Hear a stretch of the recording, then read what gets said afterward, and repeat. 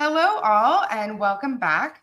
My name is Rachel Jones, and I am a fractional sales manager and sales coach for small business owners. And I'm really excited today for our guest. I'm going to let Sarah introduce herself and give a little bit of who you are and what you do. Yeah. I'm Sarah Grace Moore. I'm the Chief Operating Officer of Mackie and the Prosperity People. We focus our work on bringing prosperity to entrepreneurs, specifically in the service space. Um, my mother founded our business 41 years ago. So we are a family owned, woman owned, queer owned, certified B Corp. So we're real fun. But I call myself the Jill of all trades at the office. So I have my hands in everything. I think that's kind of what a chief operating officer does. So Mhm. I'm really excited to have this conversation, and thanks for inviting me. Absolutely. Well, today we're going to be talking about know your worth because we've had a couple of Mhm. conversations on how women specifically tend to undercharge or give more of their time when there's scope creep. And so I'm just so excited to have this conversation. And Mhm. if people in the audience have questions, I'd invite you to put it in the comments below, and Sarah and I will get to them either here or in the comment section when we have time to get through that. So, Sarah, just out of curiosity, what kind of inspired you to go down the financial empowerment road for women in business?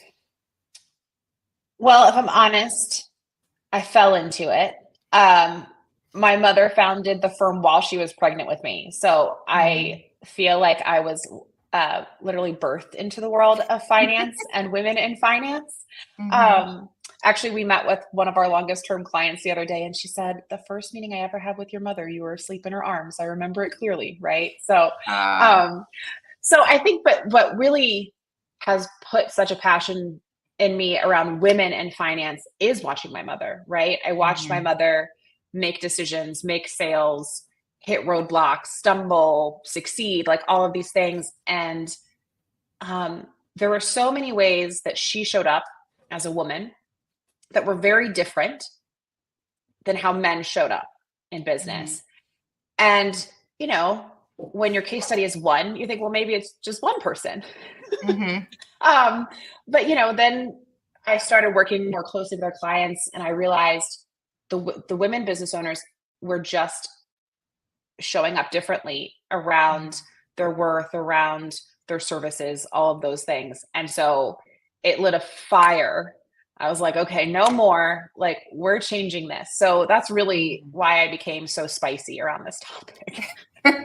Which I love because since I work with sales reps, one of the things Mhm, I notice is women sales reps are way more likely to mhm, drop their oh, you're not happy with that mhm. pricing. Oh, let me just Yeah. maybe adjust the pricing, and they'll take it Mhm, out of their commission mhm. versus like making that client unhappy. And I think Yes. it's all Mhm, about the value you add versus like mhm. discounting. So I was really Agreed. excited to kind of Mhm. dive into that. And I had met your mom right before I met you, actually. Yeah. And I was just so inspired by her and how much that Mhm, she wants to give back to the world on top mhm, of, making sure that people are mhm. financially stable.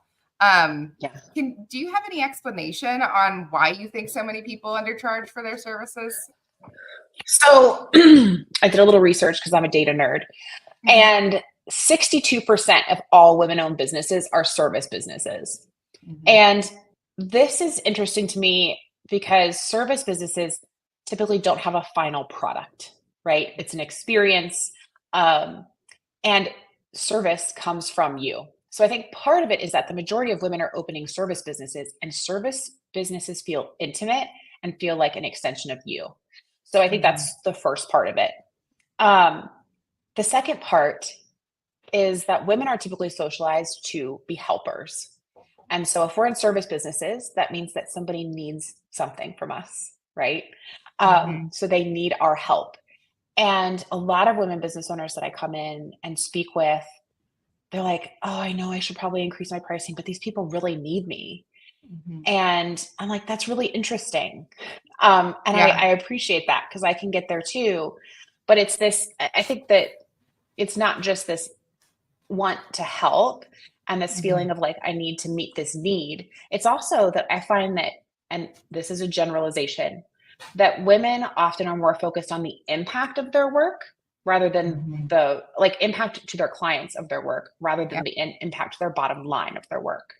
So oftentimes we will discount or we will undervalue to provide an inequitable amount of value to the other person. Mhm. Um, and I think, God, I wrote a lot of notes down because I was like That's so okay, because excited.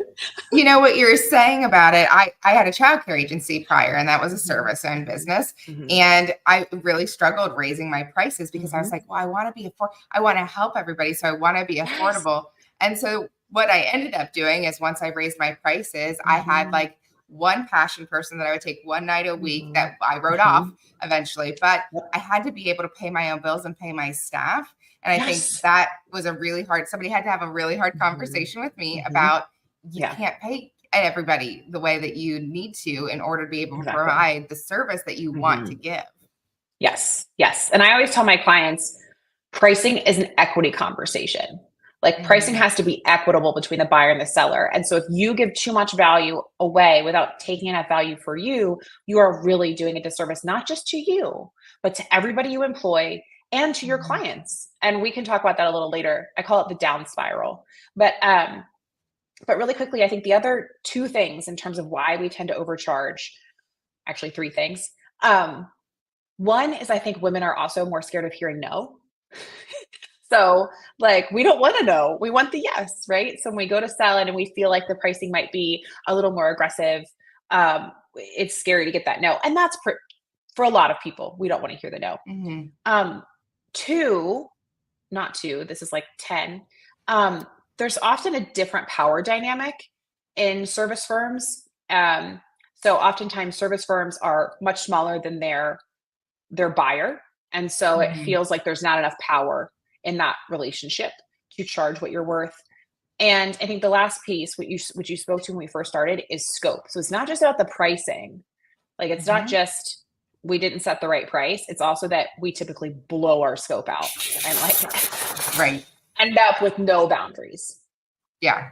So that's my long-winded explanation of why I think we tend to do this as women. Well, going back to the childcare agency, one of the things I always tried to have my folks do is like do one above and beyond thing a night. And so Mhm, whether that's doing the dishes, picking up the kids' toys, or whatever it is, do one above and beyond thing a night just to make that person's life a little easier. But I mhm. then had to go back at one point and say, don't do the same thing, mix it up. Yeah. Because if like the babies had a really bad night and we just didn't have time, especially if you have twins or triplets, and our main job is the baby, not to do your dishes. Mhm, So like we were doing that as a kindness, but if mhm. we did it every Right. night, it set an expectation and people got really Yeah. upset and would call me. And I'm like, Mhm, that's not their job. They were doing it to be nice to mhm. you. So I literally Yep. had to put it in our handbook of like, try to do it, but Yeah, do it differently every time because just don't set absolutely. that expectation Uh-huh. ahead of time. Yeah, I think and that is the we anchor into our like, Hmm. we anchor our services and our price. So if we go out of scope, it is very hard for us to create that boundary again because people do. Right. They expect the same deliverable. So if Hmm. we're going to go out of scope, we have to say, "This is out of scope, and this Right. is why, and next time this happens, this will be the fee." This Hmm. was the first thing I learned as a bartender, right? Hmm. The minute somebody says, "Can you pour that a little heavy?" and you do, they're gonna expect that every night, every drink they get next is gonna be heavy, Yeah. and if not, they're mad, and it's like, Yeah. "Well, I did you a favor the first time," but it becomes an expectation. Hmm. So And I those are think the people that you're don't tip you either as and a they are the ones who bartender.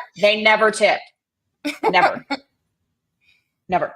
So, yes, I mean, I think that's and you learn that in service business too. There are the people who value Hmm. you and get it, and then there are the people who don't. So, Hmm.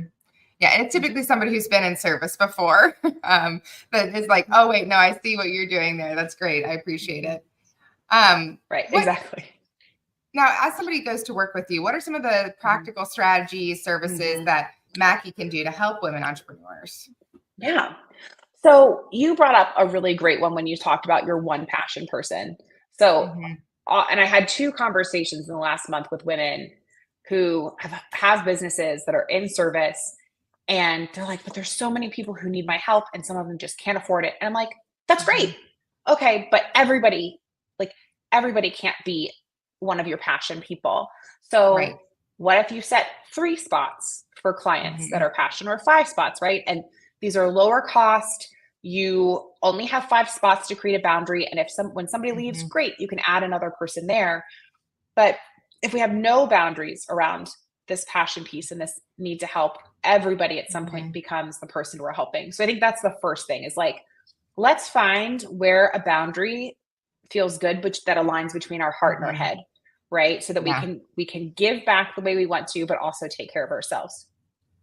Um, the next, this down spiral that I talked about, like, we need to, when we're pricing, we focus in on the micro, like, what are we going to price this thing on? Mhm. But we need to always come out and look at the macro of like, okay, well, if I undervalue this, that means that I have to take on X more work to make myself and my team profitable, which means everybody's more overloaded, which means service is going to go down, which means client retention might go down, which means we're going to have to fill the funnel again, and we're probably going to have to discount, right? Like, Yeah. you look at pricing in one way, and we need to be looking at the total, because if we're not taking care of ourselves and Mhm. our business, that starts affecting everybody. And so that's what I'm saying. Mhm. It starts creating a down spiral where we have to take on too much work to maintain profitability or break even. Then we all get burnout and hit a wall. Then Yep. client service slips, then client retention slips. And it's just like this, you're like, all of a Right. sudden you're circling the drain, and it all could have been alleviated with pricing, because pricing, oh, I'm getting on my high horse. I can I feel love it. it. I'm so excited pricing is about this. most Pricing is the most powerful thing you have in your business. The most Mhm. powerful. I mean, depending on your margin, say you have a 10% net income margin. If you change your pricing by 10% on the top line, that means you have 100% change on your bottom line. Like, Mhm. and there is nothing else you have to do. You have to change Yeah. a 1 to a 2 or a 5 to a 10, right? Like, you just changing your pricing sheet and your POS if you got Right. one, or your billing system, right? It's the most powerful tool you have in your business. Mhm. Um, so, woo, okay, got on a rant. Well, and to The go on that though, I feel Yeah, like the clients that are buying only specifically on prices are always the one that have the most difficult time from a customer service standpoint, because absolutely. they're the most likely to leave you. They're the most likely to Mhm, threaten you. Well, this mhm, person over here is cheaper. It's a mhm. lose-lose situation. You're losing money, Yes. and Mhm, most of the time, those people take up more time than folks mhm. that are more profitable. And I think when Yes. people are scared about raising their prices, they don't realize that they're going to lose their headaches, and they're still going to keep Yes. that profitability. If they lose 10%, but they raise their prices 10%, they're probably going to end up evening out. Yes. That is exactly what I tell my clients, because my clients go, "Well, what if, oh my God, what if I lose business?" I'm like, "Okay, well, if you're going to raise your prices 10% and you lose Mhm. 10%, you're doing the same amount of revenue, but less work.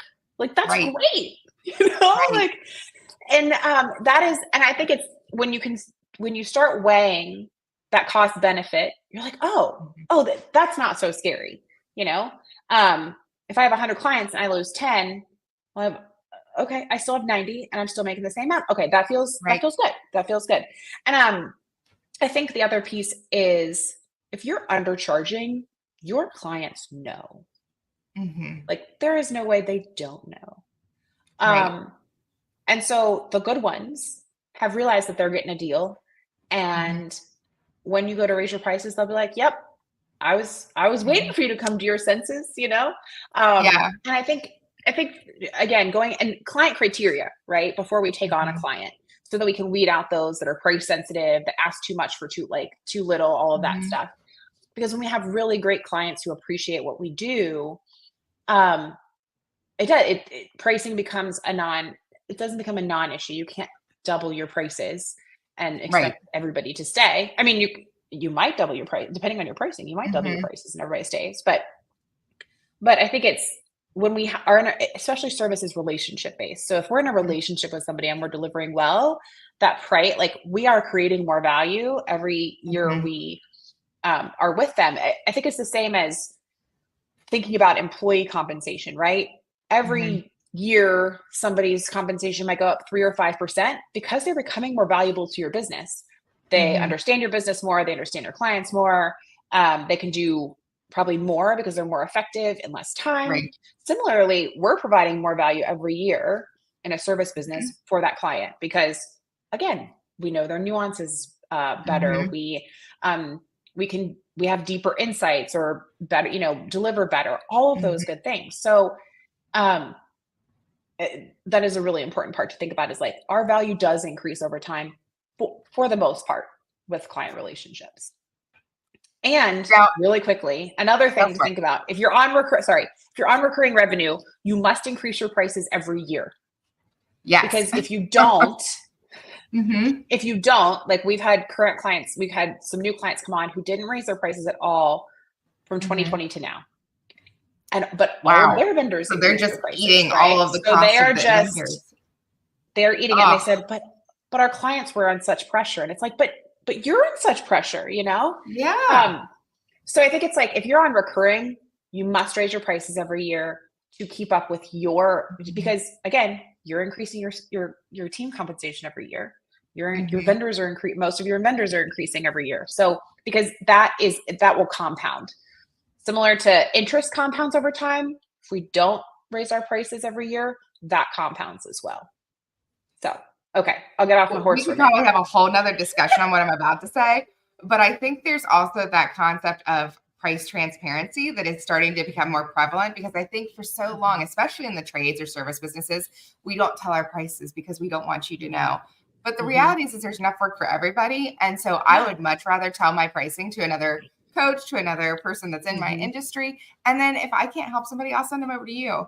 But if I think a lot of people don't want to share what they're currently paying because they're like, well, you're just going to come in $10 less. Well, if that's all you're after, I'm probably not the best fit. Like, I'm looking at quality and value and what I can bring to your business. And but I need to know what your budget is, because if you say, just give it your best shot, I'm throwing a dart at a board with my eyes closed, and I have no idea how I can best help you. Absolutely. I agree. And yeah, we often, we're full service. So we go from tax to bookkeeping to controllership to CFO, and CFO is where we primarily live. And so we'll have clients come in and want to work with us in our CFO coaching format. And they're like, could you do bookkeeping too? And we'll look and we're like, no, your books are actually pretty clean and you're paying way cheaper. Like, no, we don't, like, keep that where it is. Like, we don't want that. That's great. You're getting a great deal. I think it's yes, finding the right person at the right level is really important. Right. Yeah. Now, can you share kind of an impact story or a success story of a woman that you guys have worked with and how it made a big difference in their financial world? Yeah. So, I got my pre-work and I was doing my homework and I was like, who would I talk about? And we've been working with this client for 3 to 4 years. Started right pre-pandemic, and overnight business, like, everything halted. And so that was a lot of cash flow management. But as soon as cash flow started coming back, we realized margins are not appropriate. Like, something's happening. And so we went to look at their projects and how they were pricing their projects. And I realized this owner was like completely devaluing their time. And so they had vendors that were in there that had a markup, but very minimal. And they had, they were charging, let's say, I can't remember the full numbers. Let's say they were only charging $50 an hour for their time on the project, right? And so we started looking at it, and I'm like, okay, so then they're paying taxes and an employee and insurance. I'm like, this isn't sustainable, No. And and they had some contractors in there, and they were giving 50% of the fee to the contractor. And so we had to start doing some, like, it was almost mindset work, right? So, okay, why do you want to split this with the contractor 50-50? Oh, well, they're going to work 50% on they're going to work 50% on this project. Okay. Well, what would you value your sales time like on this? And what about your project management time, right? Same with, like, just the small markup on pass-through costs. Okay, well, you Right. have to manage this vendor relationship, right? Yeah, right. Okay, well, what is that? So it was like, it wasn't just an Mhm. hourly fee issue. It was Yeah. like, it was a, it was,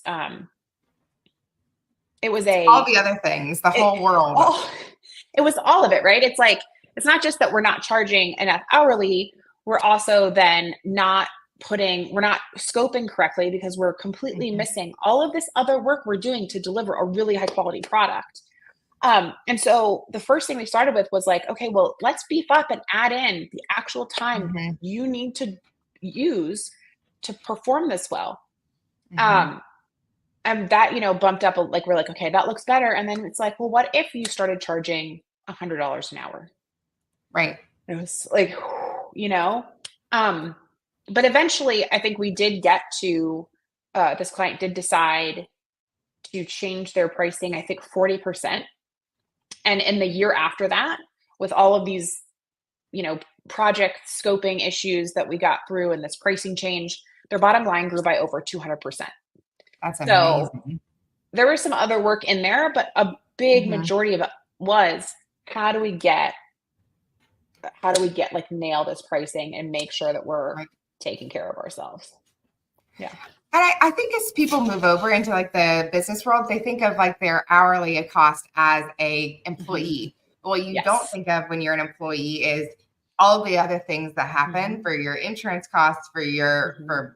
for different computer software, Mhm. all the other time that Yep. goes into different things. Mhm. And Right. so I'm really glad that you help them with the Mhm. pricing Yeah. because I think again you have that balance of what is out of scope and what how do you bring Mhm. that in scope and Yeah. get paid for it because you Mhm. left your company to Mhm. start something because you wanted to Mhm. have freedom financially and Mhm. from a time standpoint. Yep. But I think what happens to a lot of Mhm. people is we lose time because we give too much Yep. and Mhm. we lose money and we're not setting enough away for retirement. We Mhm. don't have a way to do things for Mhm. vacations because we keep giving so much. And Yep. that's why so many people burn out. I Absolutely. heard this concept of like yes is less. And so basically, we Mhm. keep saying yes to all these things, but then Mhm. we give less of us and we don't perform as well as we would Uh-huh. like to.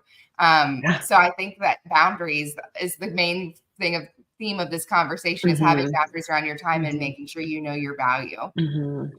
Yes, knowing your value is I yes, women, I think it's death by a thousand cuts because Mhm. and this might be a lot, I mean, men too, but it's like we live in our own heads. We hear all of Right. our crazy thoughts. We see our slip ups. We do whatever, right?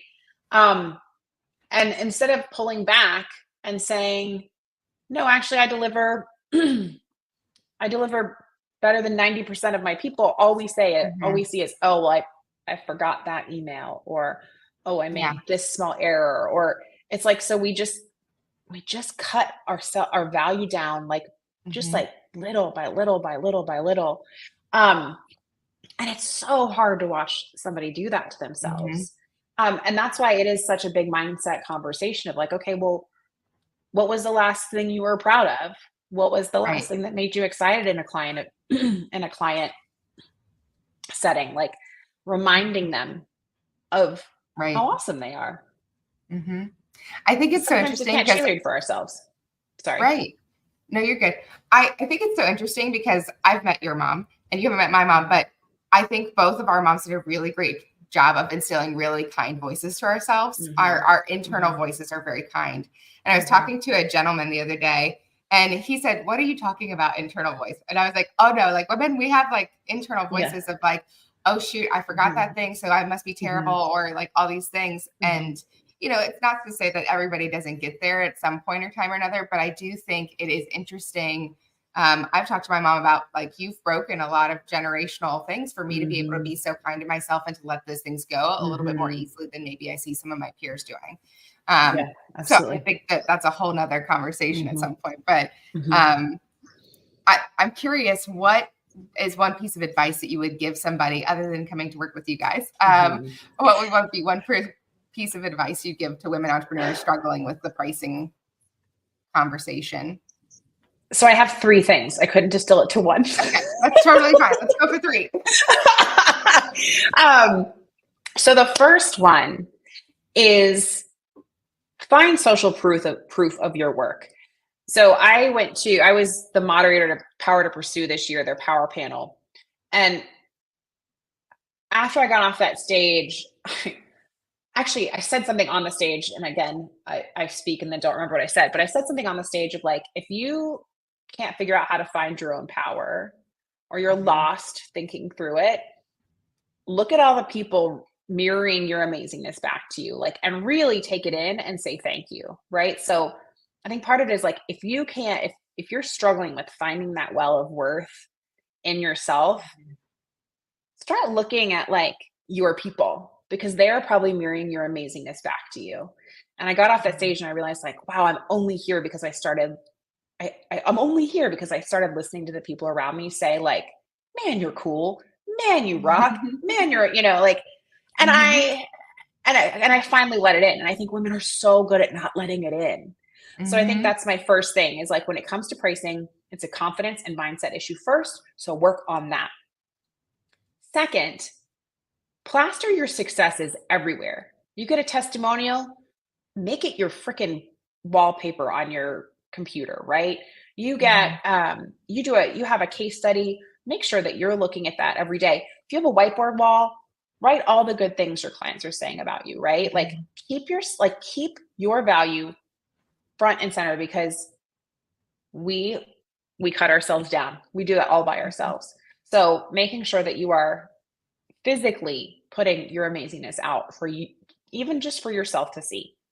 And then the last thing is, when you finally gain that confidence to change your pricing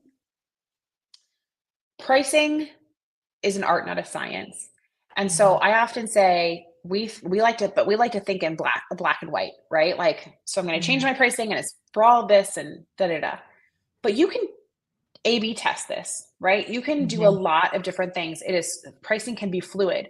So say you realize you're really undercharging and you're not taking care of yourself and you need to increase your pricing. Okay, well, stratify your clients. Make them your A clients, your B clients, your C clients, and start those pricing conversations with the ones that are C's. The ones that it's like, well, if you leave, that won't be great, but it's okay. We're not serving you the way I want to serve clients, things like that. So like, we're not sweeping declarations, everything, right? Sweeping declarations, 10% on everything, and everyone. So it's Casey Brown, who's a pricing strategist, who owns Boost Pricing. She's amazing. She talks about the fact that pricing is like using a scalpel, not a lawnmower, right? So you're finding either those clients that you can excise out and increase, or you're finding that service that is just like, we do this better than anybody, or that add-on, right? Like, you're finding something, because every penny that goes to the top line that's added in pricing falls right to the bottom line. Right. So this isn't about, so it's like, it could be 1%, it could be 2%, it could be 0.5%, right? So it's like, I said to be macro, but also get really granular, like slice and dice your clients, slice and dice your services and products, and like, just try it. We have a process we call Grow 4 Ways, where we go through all the ways a client could grow their business, specifically with the bottom line in mind. And I don't tell them that any idea has to go on there. I'm like, any idea you have is your idea. But the one thing I say is, you have to change one price. You have to increase one price on one thing or one client, because I think it's also, once you do it, and it's not so scary, you'll do it again. So those are my 3 things. Social proof, let people mirror your awesomeness and like actually let it in. Plaster all of your success around you all the time and hype up yourself and your team. And then really A/B test this and like, and feel the fear and do it anyway. Yeah. I love that. I don't think that there's a better way to wrap this up. So I'm going to just go ahead and say thank you so much for joining me today. I really loved learning from you in this conversation. And I'm excited for our viewers to also get to see your awesomeness. Thank you. I had so much fun. Thank you for letting me basically rant for 30 minutes. Great. Well, I hope everyone out there has a lovely day, and that you reach out to Mackie if you would like to further this conversation. Bye-bye, guys. Bye.